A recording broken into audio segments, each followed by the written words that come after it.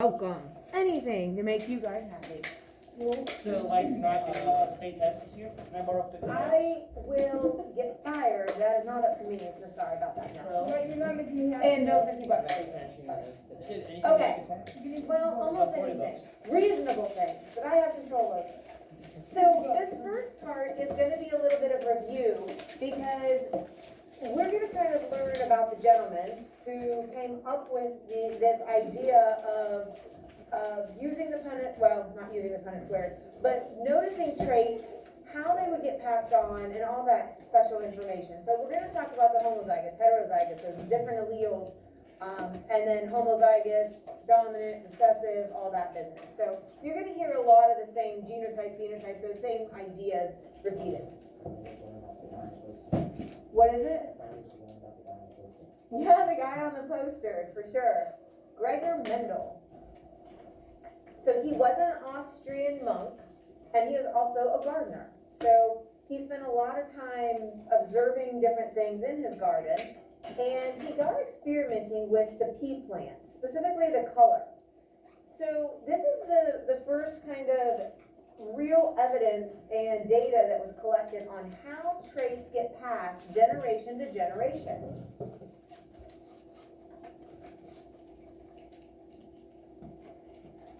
And so he cross-pollinated plants, and they could produce either yellow or green offspring. Okay, those were the seed colors. He found that in the first generation, which he's calling F1, it always has yellow seeds. However, in the F2, or the second generation, he would see something called a 3-to-1 ratio, where he'd have 3 yellow and 1 green offspring. It's kind of strange. If you take a yellow and a green and cross them, you get all yellow. So the green disappears. But then in the second generation, you get 1 green offspring that pops back up. So this generation here, you would think, okay, well, maybe the green is just hidden. It has to be hiding in there because it shows up in the next generation. Okay, so this is really important.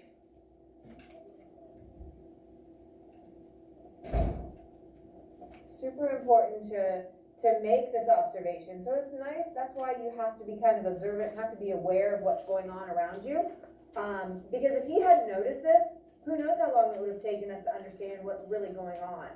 And this 3-to-1 ratio is super important because it helps us understand inheritance, how traits do get passed on. And it happened over and over and over. It wasn't just an accident or a fluke. You had a green and a yellow, then you got all yellow, and then you had the next generation, 3 yellow and 1 green. Over and over and over. And this is the key. He realized that yellow trait, what do we call it? Dominant or recessive? Dominant. It'd be the dominant, right? But he was the first one to kind of think of it that way. So if we start with plants that are homozygous, so a big yellow and a big yellow, a little yellow and little yellow, excuse me. So the phenotypes are yellow and green, genotypes, homozygous dominant and homozygous recessive. Excuse me. We know that homo means same, so the same alleles for that yellow, or for that seed color. And we got offspring that were all heterozygous, a big and a little, meaning different alleles, meaning they had one of each color. So the genotype, that genetic makeup, and here's where we're getting that repeat, homozygous dominant, heterozygous, or homozygous recessive. And then the phenotypes, where we're actually seeing the physical appearance, and you guys did great with this on Friday. We are expressing that seed color, and you have options of yellow or green. And this is a very famous experiment and study that he did, these pea plants. Notice how Y is not really a fantastic letter to use. It's kind of nice because it's color-coded, and that helps. They do try to change the shape of the lowercase y to make it a little different, but it's not one of those great letters to use. But they're using yellow because it was dominant. Now, here's where he took the heterozygous parents and crossed them. So he took a heterozygous, one of each, times another one of each. And this is the resulting offspring. You have one that's yellow, 3 that are green.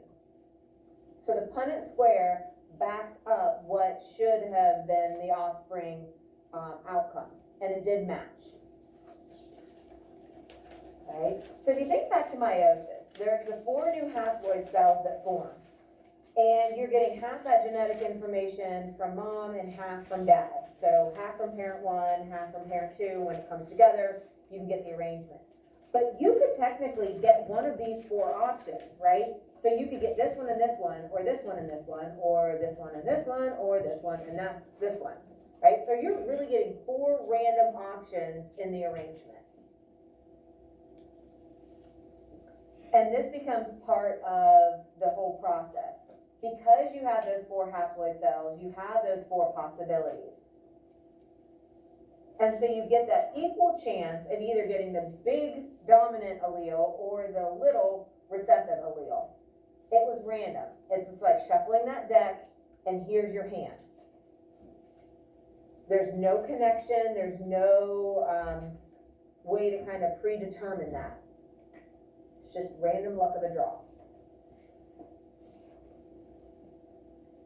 And this leads us to Mendel's laws, right? And we'll get to these in just a second. Obviously, we know that one of those random alleles is going to be dominant. It's going to be that capital letter. So when we're looking at the genotype for the pea seed color, YY is heterozygous, big and little. We know that it's yellow because it only takes one of those dominant alleles. Hopefully all that's sounding familiar. The other allele, the little y, is recessive, and it's the green color, and it's not visible. It's hidden. The dominant yellow is going to dominate and cover up that recessive yellow. So it's there, right? Just like I told you, I have the blue eye color allele. You can't see it, like my eyes are brown, but I know I have it because my son has blue eyes. And so for him to have blue eyes, I have to be heterozygous for eye color. There's no other way he could have gotten them, or gotten blue eyes. So this means we can kind of summarize his information that he learned into 2 kind of principles. So the principle of segregation and the principle of independent assortment. And these are 2 more of your vocab words. We're getting really close. I think you might only have like 1 new vocab word after this that we haven't covered. So the principle of segregation and the principle of independent assortment. So segregation means only one allele is passed from each parent. Think of what segregation means. It's separation. So you're not getting both from dad or both from mom. Those alleles have separated and you only get one from each. Okay? And this isn't a new idea. It's just we're kind of backtracking because he's the one that kind of came up with this. So for any particular trait, the pair of alleles from each parent separate.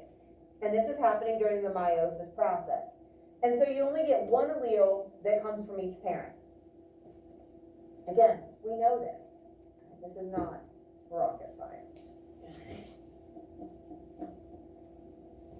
So if this was the parent's genotype, you would only get one of these.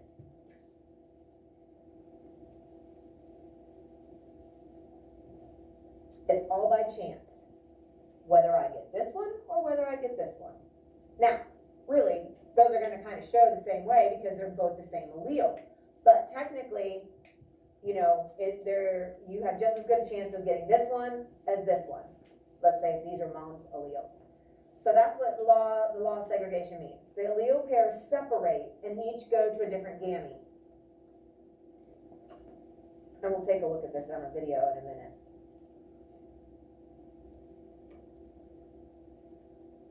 All right, independent assortment. Think about what these words mean. Independent means on its own, not needing anything else, not necessarily depending on anything. And assortment means kind of like a variety. So they're independent of how they get sorted. Okay. So different pairs of alleles are passed to offspring independently of each other. So those alleles are not like linked with other traits or other alleles. They get separated independently. So once they've separated, the principle of segregation, then they can get sorted out or shuffled just randomly. There's no like rhyme or reason or connection. So one's hair color does not determine eye color. So because I have brown eyes doesn't mean I have to have brown hair, right? There's a lot of people with blonde hair and brown eyes. Or like my son has blue eyes but brown hair. Like you don't have to have blonde hair and blue eyes. Now a lot of times that goes together, but it's not mandatory, right? So there's things that are kind of similar, but not always like they have to go together, or like they're common, but it's not like mandatory. Everything is just kind of randomly shuffled. And that's all this means. And this is why human inheritance of a particular eye color doesn't increase or decrease the likelihood of having, certain color skin, or having freckles or no freckles, or, all tall people have brown hair, all short people have blonde hair, right? That doesn't go together. All of those traits, don't be sensitive. All of those traits are just independently assorted. So they get shuffled up and then dealt out in that deck of cards. So today, we know that this is a fact, that the genes for independent assortment are located on different chromosomes. So if you think about it, we have those 22 pairs of chromosomes. And so, all of those chromosomes are going to separate, and they have the option, just depending on how they line up at that equator, at that midpoint of the cell during meiosis. That's going to determine like what allele goes to what cell. And we'll take a look at that in a minute on a video. All right, so if you take a look at this, so here's a homozygous dominant, homozygous recessive, homozygous dominant, homozygous recessive. If you notice that, if you take a look here, this is just kind of random how they pair up. Here, you see the bigs at the top and the littles at the bottom. Here it's flipped. Here's a little, here's a big, here's a big, here's a little. So these ones have flipped. And so now the way that they get separated totally mixes up. So if this is 2 chromosomes, it can have these possible outcomes in your haploid cells. So you go from the same information, but just because the way it's arranged, now this one gets a big G and a big Y, big G, big Y, little, little, little, little. But here, because these were flipped, you get a big G and a big and a little, a big and a little and a big, and a little and a big. You get all the, and think about if you have 22 pairs of chromosomes, not just 2. So you get all of these different arrangements. So this is really the shuffling of the deck here, how they align, well, they're aligning like this, so however they align, and then how they separate. It's all random. Okay,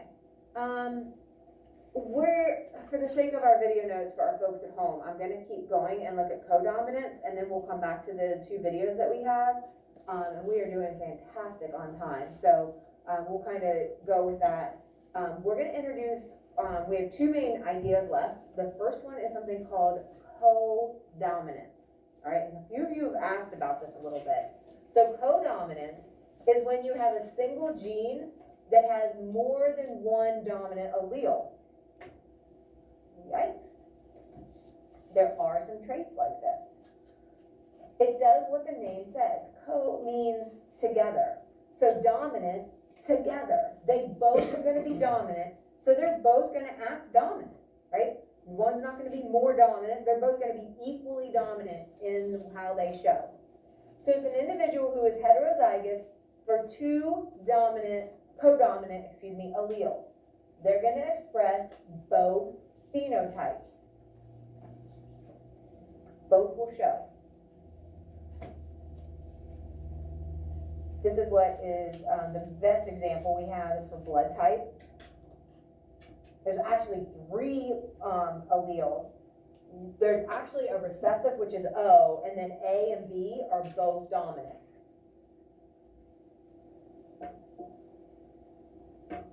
A and B are dominant. So that if you have an A and a B, then you are considered AB, and they both are equally showing. And when they say both alleles are expressed, it means they're showing, they're there, they're visible. Yes? Is this all like AB blood type Yeah. healthier than people with like O? No, O is considered like the universal donor because it can go to any AB, they can go to everybody. O negative. Yeah, and it's not super common, but that's why people with O negative blood are asked to donate blood a lot, you know, like if you can, yeah. And only O's take in O's, right? Like, O can get, I know, yes. Is this also possible to happen with recessive traits? Like, There's not co-recessive that I have ever heard of. That's a good question. Not that, maybe it's worded different, I'll look. I don't believe there is such a thing as co-recessive. I don't know if it's just because it'd be so hard for that to actually happen, where you'd end up with recessive and recessive showing. I have to look that up. That is a really good question, really good question. All right, so let's take a look at this real quick. So this person is heterozygous dominant for A. This person is heterozygous dominant for B. If we do our Punnett square, we follow, I always kind of just go by what comes first in the alphabet. So I'm going to put A.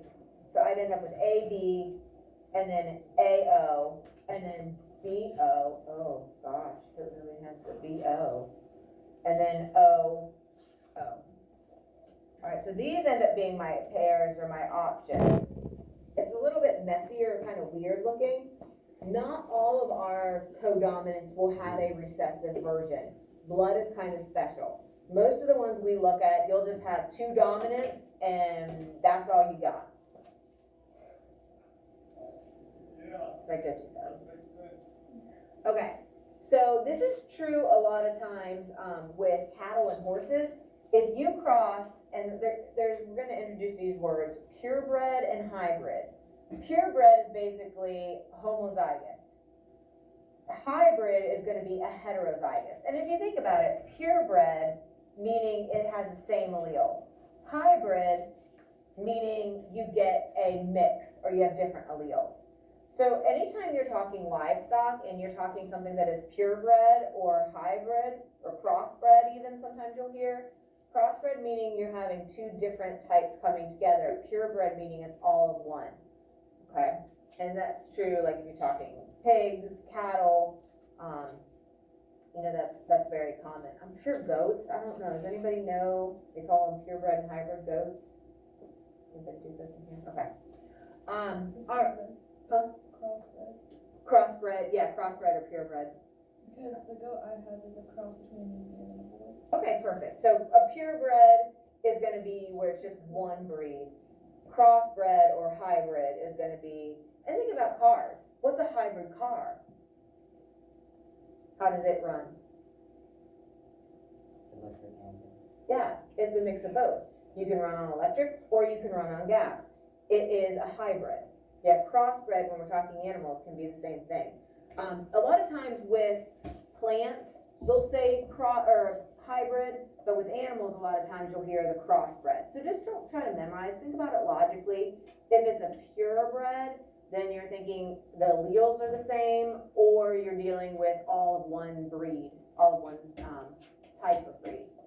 All right, so here's another example, this roan coloring in animals. This is a very common one. So cows can be red, and they'd be homozygous dominant, right? Or you can have a white cow, homozygous dominant for white. Big letters because they're both dominant. You can also have cows that are heterozygous or a crossbred or a hybrid, all meaning the same thing, where you have red showing and you have white showing. Here's what they are not. Red plus white makes pink. We do not have pink cows. Now, it's easy to laugh when we're talking animals, but when it comes to dealing with flowers, you might think, oh, well, can you have a red flower and a white flower and it come together? It's actually something called incomplete dominance, where you get a blending. Codominance is they both are going to show. So you have red and you have white. Both colors will be visible. I see red and I see white. All right, I do not see a pink cutesy cow. Okay?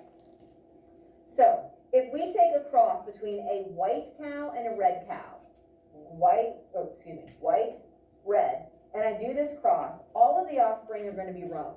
100% are going to be heterozygous, crossbred, hybrid. But if you take one of the heterozygous crossbreds times another crossbred, so you have two roans times each other, you end up with a red, two more roans, and a white.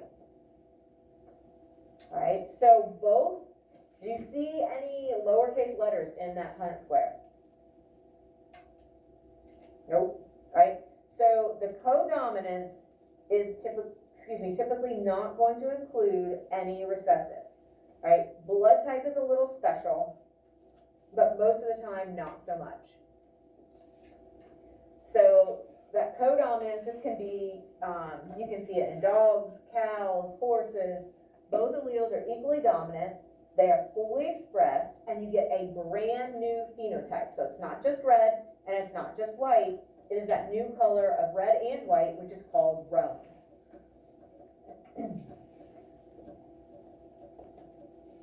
Not pink. Not a blending.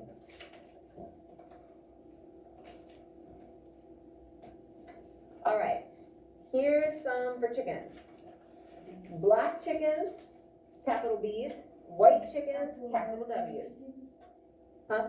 Afro-American chickens, not black.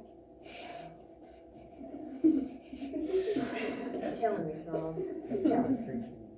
All right, so the phenotype is black, phenotype is white, and when we cross them, so we have the purebred black, purebred white, you get the crossbred or hybrid versions.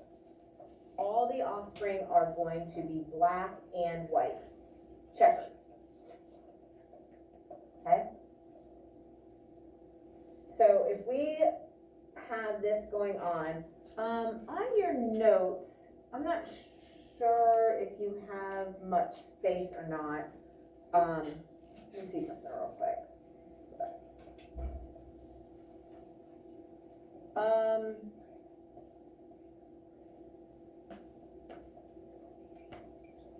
Okay, we'll just answer these. So the white chicken, kind of hard to see. You see his feet and his little face a little bit. So we see the phenotypes, white, black. Here they're calling them speckled instead of checked. And then here's our genotypes. So it's really important to know those words and understand what they're meaning. So it wants to know, for the white chicken, is this considered homozygous, heterozygous? Is it dominant, recessive? So what do you think? For the white chicken, look at his genotype. So it's kind of like what we did on Friday, but now we're doing it for codominant. So what's that chicken's genotype?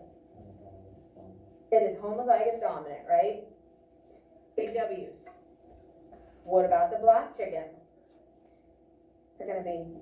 Homozygous dominant. Oh, both dominant. Genotype would be big B, big B. And then for the speckled or that checkered chicken, what are we dealing with? What is its genotype? It is heterozygous. And technically, we know both are dominant. Big B, big W. So you're going to see both. This isn't, well, kind of looks a little gray, but it's not just like this gray, black and white mix. Both traits are visible. They are there. Okay? Video time? We're close. Let's, I think you should call it a day. Yeah. let's take, yeah, Because it is, yeah, because we do have 2 videos. yeah. So let's go, That's what I thought. whew. Oh yeah, movie time. This is gonna kind of explain a little bit about Mendel. I think I'm on the right one.